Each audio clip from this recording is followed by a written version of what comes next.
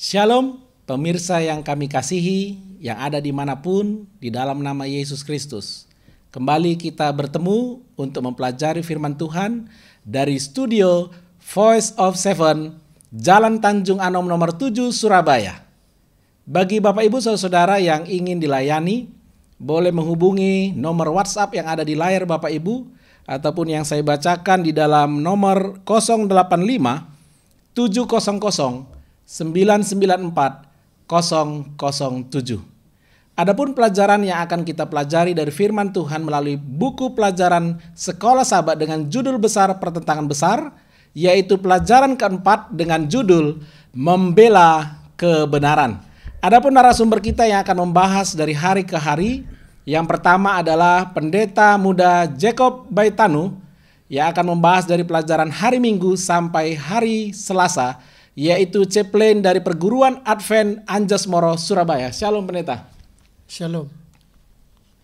Yang kedua adalah yang akan membahas dari pelajaran hari Rabu sampai hari Jumat adalah Pendeta Rafael Polimpung, Gembala Jemaat Anjasmoro. Shalom Pendeta. Shalom Pendeta. Shalom saudara pemirsa dimanapun berada. Untuk memulai pelajaran kita, tentunya kita rindu untuk diberkati oleh Tuhan supaya kita boleh memahami, mengerti, percaya, dan akhirnya diubahkan. Kami mohon kesediaan Pendeta Muda Jacob untuk buka dalam doa. Mari kita berdoa. Bapa di surga, Bapa yang penuh kasih, kami bersyukur untuk saat ini bersama-sama untuk belajar pelajaran sekolah Sabat. Yang kami butuhkan adalah bimbingan dari Roh Kudus. Kiranya boleh menjadi bagian kami, sehingga kami bisa memahami akan rencana Tuhan melalui firman-Mu yang akan kami pelajari melalui pelajaran sekolah Sabat. Terima kasih, inilah doa kami. Dalam nama Yesus kami berdoa. Amin. Amin. Membela kebenaran, firman Tuhan yang diambil dari ayat Yohanes 3 ayat 14 dan 15 sebagai ayat intinya. Saya bacakan, Bapak Ibu boleh baca juga dan buka Alkitab di rumah. Dan sama seperti Musa meninggikan ular di padang gurun, demikian juga Anak Manusia harus ditinggikan, supaya setiap orang yang percaya kepadanya beroleh hidup yang kekal.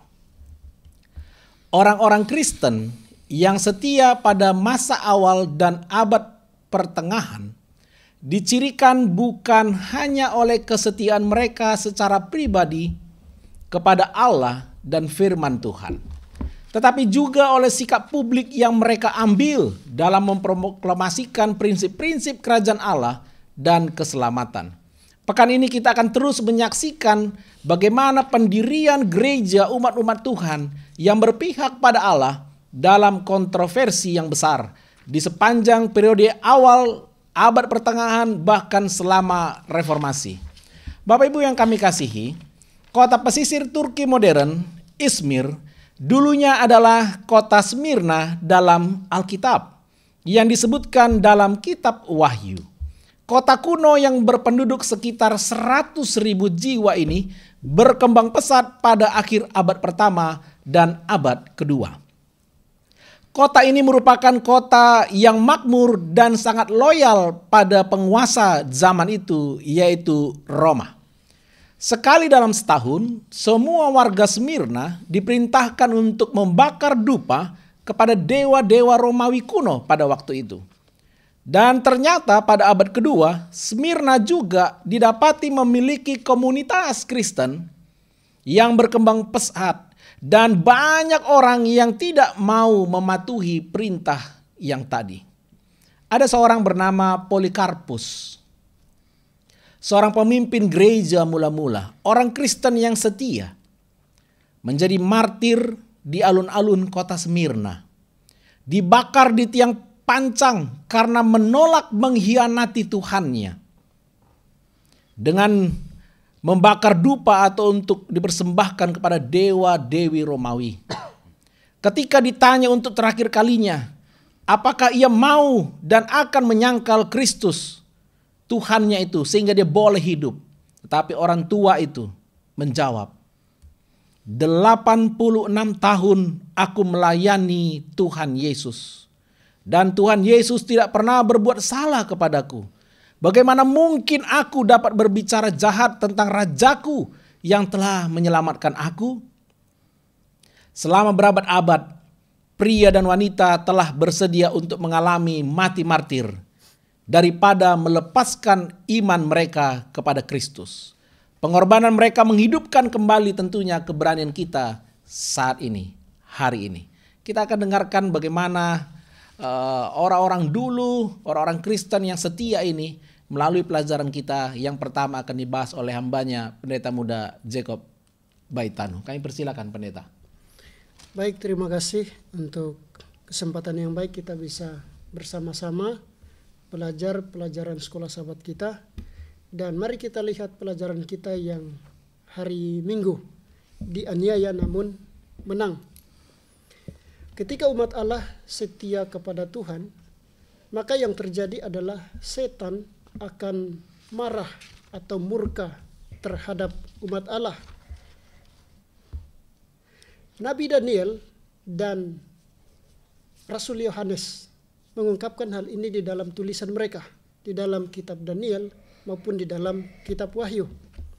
Rasul Yohanes menggambarkan bahwa umat Allah akan teraniaya dan akan dilarikan ke padang gurun dan dipelihara dari penganiayaan itu, yang akan berlangsung atau penganiayaan itu akan berlangsung selama 1260 tahun, dan itu sudah terjadi di abad pertengahan. Umat Allah di akhir zaman tidak perlu khawatir terhadap penganiayaan yang akan terjadi di depan.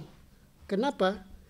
Karena Allah akan menyediakan tempat perlindungan bagi umat Allah seperti yang terjadi di zaman Nabi Daniel dan di abad pertama dan abad kedua. Tuhan selalu menyediakan tempat perlindungan bagi umat Allah. Jadi yang kita lihat di dalam sejarah, Tuhan memelihara umatnya, dan bukan hanya Tuhan mencarikan tempat perlindungan bagi mereka, tetapi Tuhan juga adalah tempat perlindungan bagi mereka sendiri. Nubuatan 1260 tahun, nubuatan itu adalah nubuatan yang sangat penting di dalam Alkitab. Dan nubuatan ini juga sama dengan satu masa, dua masa, dan setengah masa. Kedua nubuatan ini menunjuk kepada periode nubuatan yang sama. Dan perlu diingat bahwa di dalam mempelajari nubuatan berdasarkan Bilangan pasal 14 ayat 34 dan Yehezkiel pasal 4 ayat 6, perhitungan nubuatan adalah 1 tahun. 1 hari itu sama dengan 1 tahun. Sehingga yang terjadi adalah 1260 tahun itu adalah nubuatan dari 1260 hari yang kita lihat di dalam kitab Daniel dan kitab Wahyu. Prinsip di dalam mempelajari nubuatan adalah setiap titik awal dan titik akhir dari nubuatan, satu nubuatan di dalam Alkitab itu harus diawali dengan peristiwa. Maka pertanyaan yang paling penting di sini adalah apa yang mengawali atau peristiwa apa yang mengawali nubuatan 1260 tahun dan peristiwa apa yang mengakhiri sebagai tanda akhirnya 1260 tahun. Kalau kita membaca sejarah, maka yang kita temukan adalah di tahun 538 yang terjadi adalah Ostrogoths dikalahkan. Dan itulah yang menjadi titik awal dari nubuatan 1260 tahun. Dan di tahun 1798 yang kita tahu di sana adalah Paus ditangkap. Dan itulah yang menjadi titik akhir dari nubuatan 1260 tahun. Periode ini banyak umat Allah dianiaya oleh kekaisaran. Dan bukan hanya dianiaya, tetapi banyak orang yang mati sebagai martir. Meskipun mereka menderita, tetapi mereka menang di dalam Kristus. Itulah sebabnya judul dari di hari Minggu disebut dengan dianiaya namun menang. Kemudian mari kita lihat di hari Senin. Terang menaklukkan kegelapan. Surat Yudas ditulis sekitar tahun 65 Masehi. Surat ini diadres atau dialamatkan kepada umat Tuhan yang setia. Mereka dikasihi oleh Allah. Bukan hanya dikasihi, tetapi mereka dipelihara. Itu bisa lihat di Yudas pasal 2. Pada zaman ketika surat Yudas ditulis, audiensnya menghadapi penganiayaan yang sangat hebat.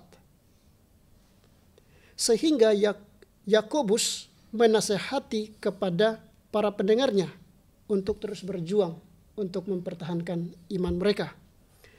Sebagian orang dalam jemaat menyalahgunakan kasih karunia Tuhan untuk memuaskan hawa nafsu mereka. Pada periode zaman kegelapan, gereja dibanjiri oleh praktek-praktek kekafiran dan tradisi-tradisi manusia. Kondisi ini terjadi selama berabad-abad. Di tengah banjirnya praktek kekafiran dan tradisi manusia yang membanjiri gereja, ada orang-orang yang dipelihara oleh Tuhan. Mereka setia kepada firman Tuhan, yaitu orang-orang yang ada di Waldensi.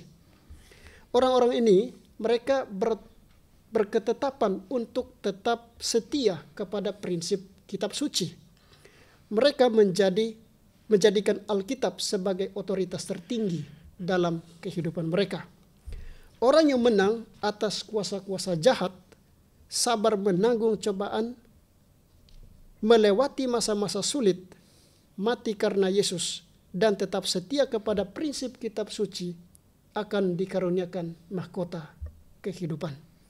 Umat Allah di akhir zaman mungkin mengalami penderitaan atau cobaan sekarang. Tetapi yang harus diingat adalah apabila setia, mahkota kehidupan akan menjadi bagian mereka. Atau mahkota kehidupan menanti di depan. Karena itu harus tetap memandang kepada Yesus. Kemudian kita lihat di hari Selasa. Keberanian untuk berdiri. Umat Allah yang setia kepada Allah memiliki ciri khusus, yaitu setia secara total kepada Allah. Setia kepada komitmen mereka kepada Allah. Dan menjadikan Alkitab sebagai otoritas tertinggi dalam kehidupan mereka. Atau istilah Martin Luther adalah sola scriptura. Ciri khas ini selalu ada di sepanjang sejarah umat Tuhan. Misalnya para reformator dan orang-orang yang ada di Waldensi, bahkan para rasul juga setia kepada kitab suci. Petrus dengan berani berbicara kepada orang-orang yang menganiaya mereka. Di dalam Kisah pasal 5 ayat 29, dia bilang lebih baik taat kepada Allah daripada harus taat kepada manusia. Paulus menasihati jemaat yang ada di Efesus untuk tetap setia kepada Tuhan. Kita bisa lihat dalam Efesus pasal 6 ayat 10. Yesus juga menasihati jemaat yang ada di Philadelphia untuk memegang teguh kebenaran yang ada pada mereka. Wahyu pasal 3 ayat 11. Daripada harus tunduk kepada tradisi manusia. Orang-orang yang ada di Waldensi sangat antusias untuk mempelajari kitab suci. Sehingga mereka mempunyai terjemahan Alkitab sendiri yang diterjemahkan oleh seorang yang bernama Jen Ledger. Anak-anak mereka diharapkan untuk menghafal ayat-ayat Alkitab yang sudah diterjemahkan dalam bahasa mereka. Pemuda-pemuda yang ada di Waldensi bekerja sebagai pedagang di kota-kota. Setiap dagangan yang mereka bawa, mereka selalu sisipkan kebenaran kitab suci di setiap dagangan mereka. Banyak di antara mereka yang telah kehilangan nyawa mereka karena apa yang mereka lakukan. Allah membangkitkan pria dan wanita di setiap zaman atau setiap generasi untuk tetap setia berkomitmen kepada Allah.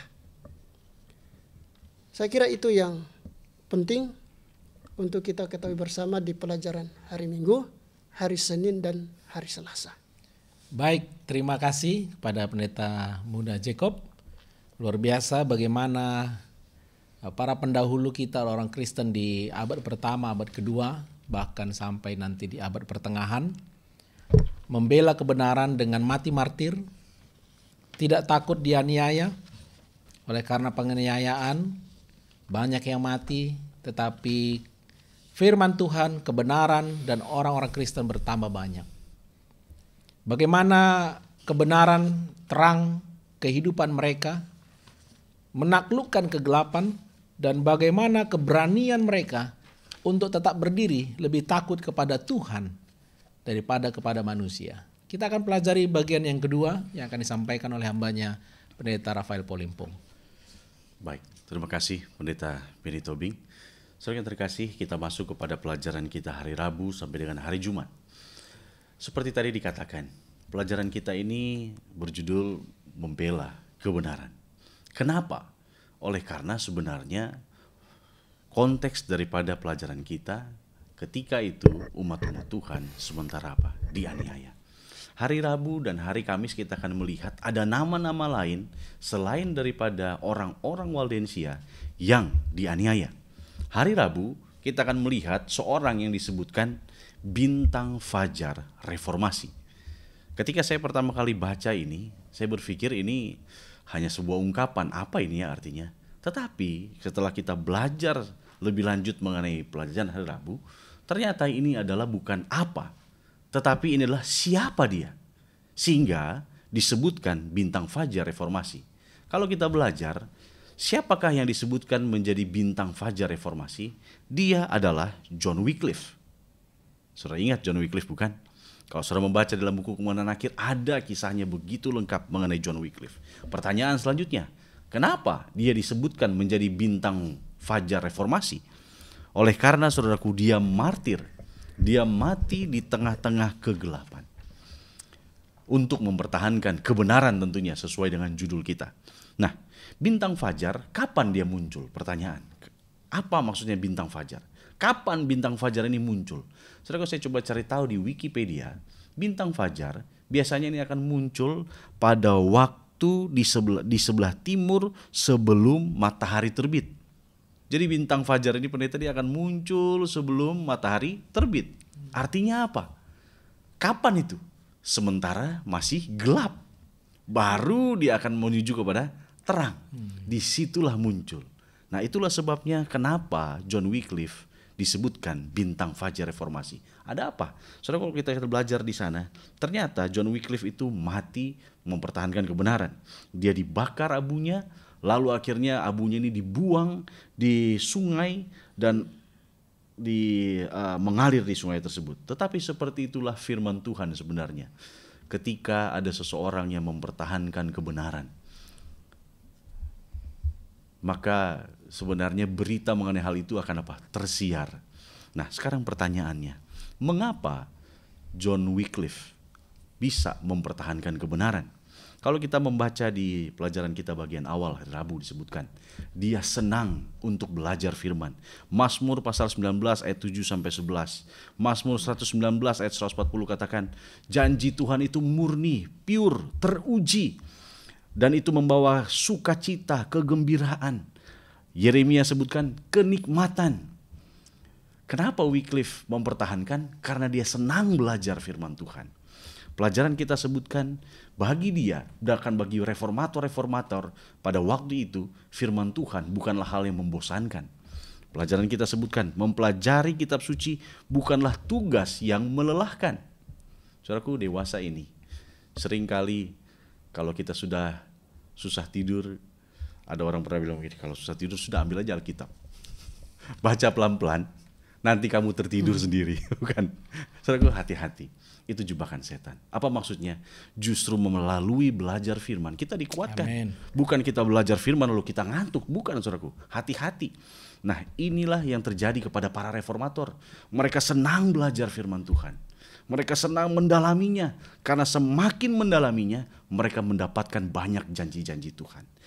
Pelajaran lebih lanjut disebutkan, hamba Tuhan Nyonya White disebutkan paling tidak ada 14 hal yang baik ketika John Wycliffe mempelajari firman. Dikatakan demikian, tabiat Wycliffe adalah suatu kesaksian kepada kuasa mengajar dan mengubahkan dari kitab suci. Lihat itu. Jadi tabiat Wycliffe diubahkan, bukan hanya itu, tetapi itu menjadi kesaksian ketika dia mengajar. Apalagi ada 14 saya sebutkan ya.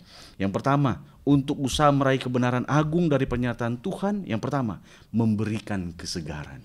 Saudaraku, kalau saudara lagi penat, lagi lelah, jangan cari hal duniawi, cari firman. Amin. Lalu yang kedua disebutkan, ini memberikan kekuatan kepada pikiran. Ya, ada orang mungkin katakan, firman Tuhan ini membosankan. Hati-hati saudaraku ya. Sedewasa ini ada orang bilang, aduh, capek saya belajar firman. Padahal justru Alkitab ini memberikan kekuatan. Lebih lanjut, ia memperluas pikiran. Luar biasa saudaraku. Kalau pikiran kita tadinya sempit, kita nggak tahu banyak hal. Ketika kita belajar, memperluas pikiran. Itu yang ketiga. Yang keempat, saya coba garis bawah ini, mempertajam pengertian. Lihat ini, fungsi-fungsi daripada kita belajar firman. Yang kelima disebutkan, mempertajam pemikiran, mematangkan pertimbangan. Lihat itu. Kalau saudara mau ambil keputusan, setiap kali saudara mau mungkin sedang bingung, bimbang, lihat kepada firman, contoh-contoh kisah Alkitab. Saudara bisa mengambil keputusan seperti apa yang firman Tuhan katakan. Lalu selanjutnya, kitab suci mempertinggi derajat pemikiran. Lihat itu saudaraku, mempertinggi perasaan, aspirasi yang tidak dapat diberikan oleh pelajaran lain. Alkitab itu saudaraku, ia memperhalus tabiat bahkan. Kalau saya mungkin orang yang keras kepala, saya seorang yang banyak kelemahan. Saudaraku, kita belajar firman. Firman akan membawa kita lebih halus setiap hari, semakin rendah hati, bahkan menyucikan jiwa. Ini janji Tuhan. Dan itu terjadi kepada Wycliffe, sehingga Wycliffe rela mati untuk Tuhan. Amin. Saudaraku, kenapa sekali lagi dia disebutkan bintang fajar reformasi? Karena dia bertahan dalam kebenaran untuk menyatakan kebenaran walaupun dia mati pada waktu itu. Itu sebabnya 2 Timotius pasal 2 ayat 1-3 sebutkan demikian. Sebab itu hai anakku, jadilah kuat oleh kasih karunia dalam Yesus Kristus. Apa yang kau telah dengar daripadaku, didengar daripadaku di depan banyak saksi, percayakanlah itu kepada orang-orang yang dapat dipercayai, yang juga cakap mengajar orang lain. Ikutlah menderita sebagai seorang prajurit yang baik dari Kristus Yesus. Saudaraku, jadilah kuat yang pertama, sesuai yang dikatakan. Apalagi pelajaran yang kedua, kita ada dipanggil untuk menderita. Saudaraku yang terkasih, kenapa John Wycliffe rela? Pelajaran ini sebutkan bagian bawah. Ada 2 alasan. Kenapa John Wycliffe rela untuk menerjemahkan Alkitab? Ya, pada waktu itu kita tahu zaman kegelapan, seluruh Alkitab ini dikumpulkan, dibakar. Hanya gereja yang boleh baca Alkitab. Orang luar tidak boleh baca Alkitab. Saudara baca di dalam sejarah. Lalu apa yang terjadi? Wycliffe dari bahasa Latin, dia ubah menjadi bahasa Inggris. Dia belajar, dia ubah itu. Dan itulah yang terjadi. Sehingga gereja marah kepada Wycliffe.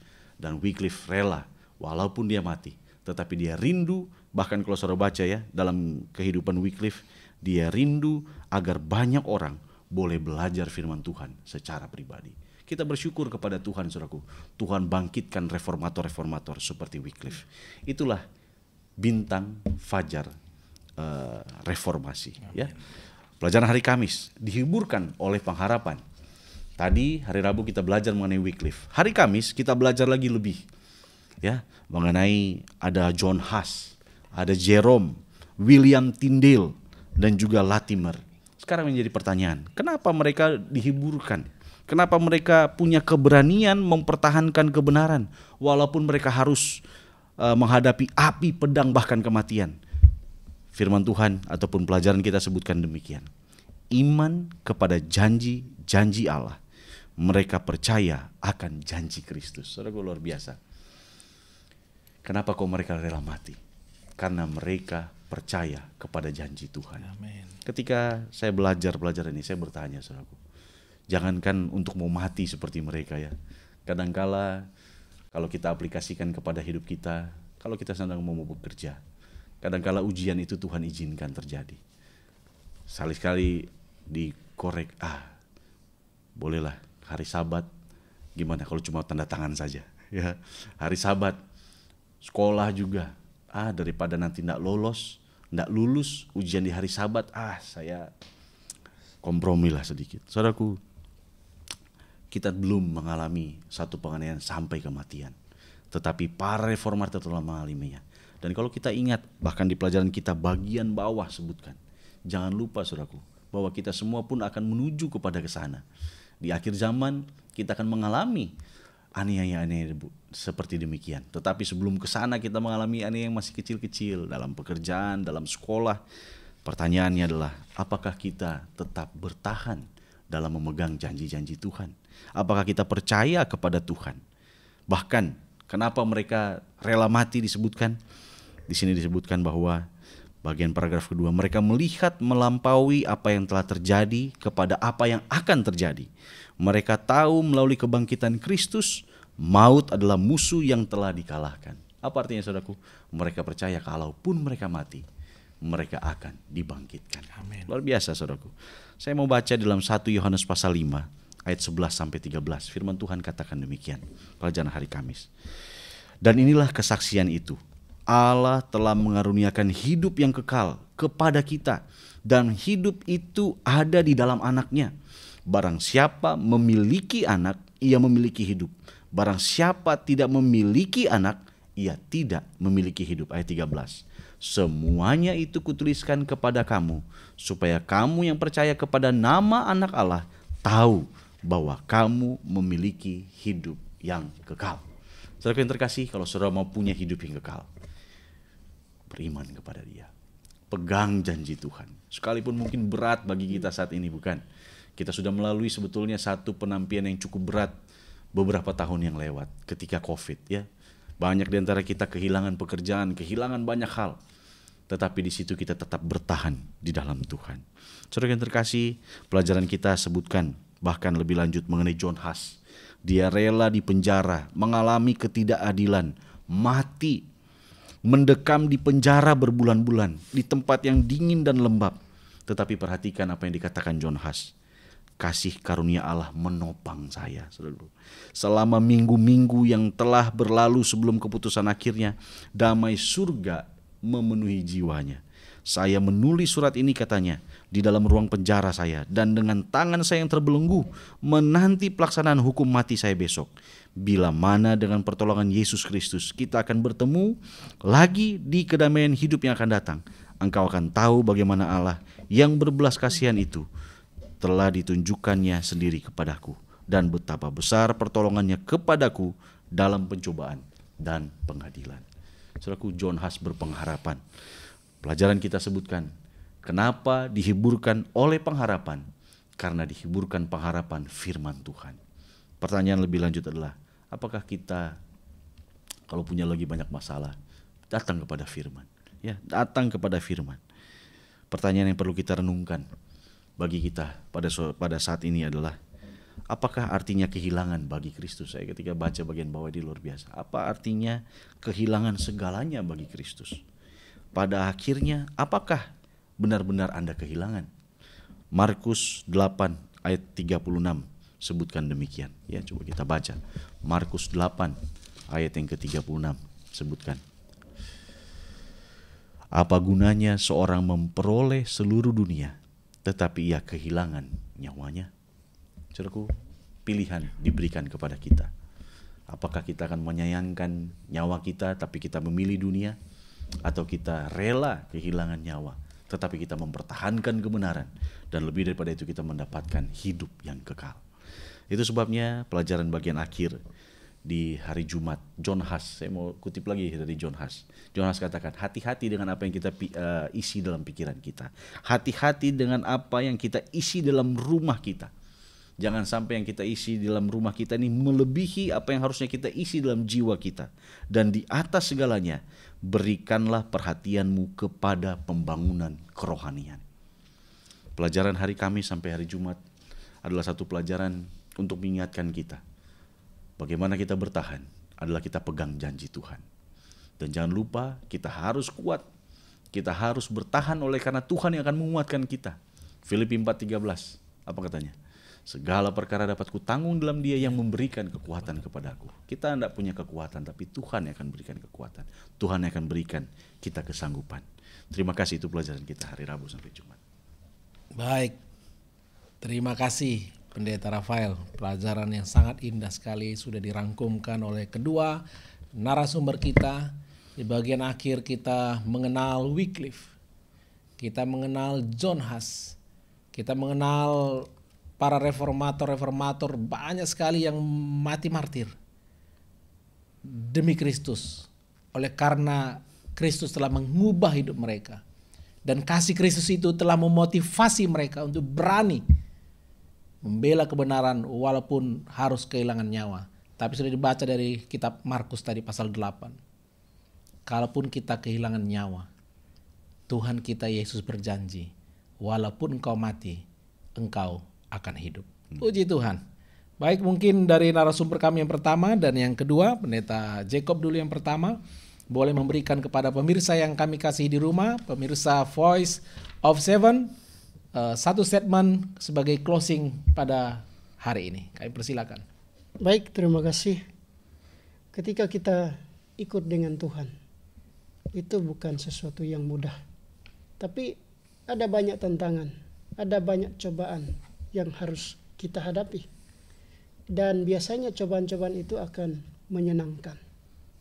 Tetapi yang menjadi tantangan kita adalah apakah kita mau setia kepada kitab suci sebagai satu-satunya otoritas tertinggi dalam kehidupan kita.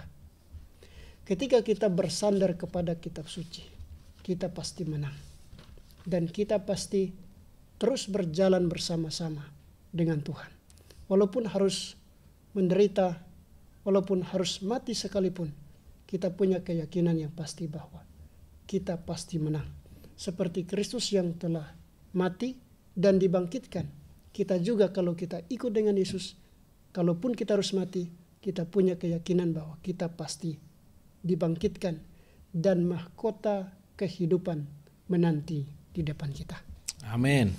Terima kasih Pendeta Jacob, luar biasa. Closing statement dari Pendeta Rafael kami mohon untuk bagi pemirsa kita di rumah. Kalau saudara mau menjadi seorang yang membela kebenaran, kita harus ingat, kita harus punya hubungan sama Tuhan. Bagaimana caranya? Pelajaran tadi saya sudah sebutkan, bahwa kita harus punya waktu mempelajari firman Tuhan. Biarlah dengan pelajaran ini mengingatkan kita lagi. Ketika kita belajar firman, itu bukan hanya sekedar ketika untuk saya mau mengajar, untuk saya mau bersaksi, bukan. Tetapi itu sebetulnya relation saya sama Tuhan, agar saya semakin diubahkan. Dan lebih daripada itu, pada waktu Tuhan datang, kita boleh kedapatan setia. Terima kasih. Amin. Terima kasih Pendeta Rafael dan juga terima kasih Pendeta Jacob. Keluarga Waldensia menyebarkan firman Allah pada masa-masa penganiayaan. Wycliffe menerjemahkan Alkitab ke dalam bahasa Inggris walaupun taruhannya adalah nyawanya. John Huss juga mengalami pengalaman dan penganiayaan yang sama. Bahkan ada Jerome dan yang lainnya yang mengalami pengalaman yang sama. Mungkin pemirsa yang kami kasih saat ini juga mengalami penganiayaan. Atau mungkin Anda tidak sedang dalam masa penganiayaan, bahkan sedang dalam masa toleransi beragama dan damai. Apapun kondisi saya dan saudara, pertanyaan bagi kita sebagai aplikasi untuk pelajaran kita dengan judul Membela Kebenaran adalah, apakah yang saya dapat lakukan untuk menyebarkan firman Tuhan yang telah mengubah hidup saya ketika saya mengenal Yesus adalah Tuhan, bahkan juru selamat pribadi saya, dengan cara yang berarti bagi orang-orang di sekitar Anda? Apakah yang saya harus lakukan ketika saya termotivasi oleh karena kasih Kristus itu? Seperti para martir dahulu kala. Buatlah rencana 3 poin yang bisa menolong saya dan saudara untuk bisa berdiri dengan setia di sisi Allah pada saat penganiayaan maupun pada saat damai. Bagikanlah rencana Anda itu kepada keluarga dan sahabat-sahabat Anda. Tuhan Yesus memberkati kita, dan kita akan tutup pelajaran Sekolah Sabat, pelajaran keempat, membela kebenaran, yang akan disampaikan oleh hambanya Pendeta Rafael Polimpo. Mari kita tunduk kepala, kita berdoa. Bapa kami yang bertahta dalam kerajaan surga, terima kasih Tuhan untuk waktu yang berharga kami boleh belajar daripada firman Tuhan. Menyadari akan segala kelemahan, keterbatasan kami, dosa yang masih saja merongrong dalam kehidupan kami. Tuhan, kami rindu seperti orang-orang Waldensia, John Wycliffe, John Huss, Jerome, Tyndale, dan bahkan reformator-reformator yang lain. Kami membela kebenaran Tuhan. Itu sebabnya Tuhan, tolong kami semua agar kami hanya meninggikan Tuhan, sehingga melalui hal tersebut kami boleh menjadi saksi bagi banyak orang, dan banyak orang pun meninggikan nama Tuhan. Tolong kami untuk memiliki waktu berhubungan bersama dengan Tuhan, baik mempelajari firman Tuhan, pelajaran Sekolah Sabat, pelajaran Roh Nubuat, melalui doa, agar kami tidak terputus dengan Tuhan. Dan bila mana Tuhan datang, kami semua boleh kedapatan setia. Berkati hamba Tuhan Pendeta Tobing, Pendeta Yakob Baitanu, dan seluruh pemirsa. Di dalam nama Tuhan Yesus kami berdoa. Amin. Amin. Baik, para pemirsa yang kami kasihi, pemirsa Voice of Seven yang kami cintai dalam nama Yesus, demikianlah pelajaran Sekolah Sabat kita pada saat ini. Sampai bertemu di pelajaran-pelajaran berikutnya. Tuhan memberkati.